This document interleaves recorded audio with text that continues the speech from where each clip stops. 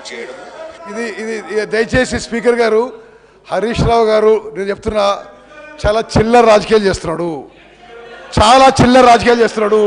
Because నేను irrigation మంత్రిగా ముఖ్యమంత్రిని కూర్చొని మేము అప్పచెప్తున్నామంటే ఆయన ఇంజనీర్ ఇట్లా అన్నాడు, అటెండర్ ఇట్లా అన్నాడు అంటే ఏమన్నాడు వాళ్ళు?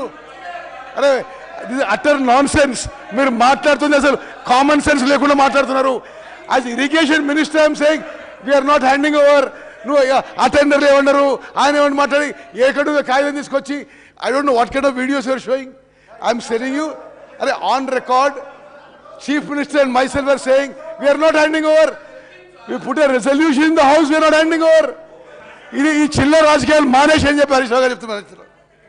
సార్, ఈ చిల్లర రాజకీయం ఈ భాష మాట్లాడొచ్చా అధ్యక్ష?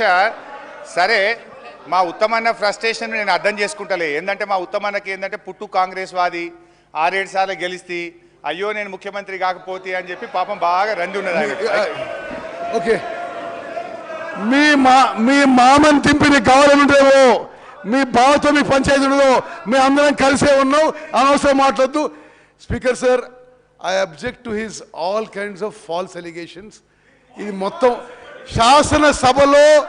శాసనసభలో ఈ ప్రభుత్వము కృష్ణా నదిపై ప్రాజెక్ట్స్ చెప్పము అని చెప్పిన తర్వాత ఈ చిల్లర మాటలేందండి? నిజంగా టూ మచ్. ఏదో గ్రామ పంచాయతీ చేస్తున్నాడు ఆయన. అధ్యక్ష, అంటే గ్రామ పంచాయతీలు అంటే అంత చులకన ఉత్తమ్ కుమార్ రెడ్డి గారికి? గ్రామ పంచాయతీలను అవమానపరిచే విధంగా ఉత్తమ్ కుమార్ రెడ్డి గారు అంటే గ్రామ పంచాయతీలో మంచి చర్చలు జరగవు, గ్రామ పంచాయతీలో అంత మంచి జరిగింది. అధ్యక్ష, స్పీకర్ సార్, నా రిక్వెస్ట్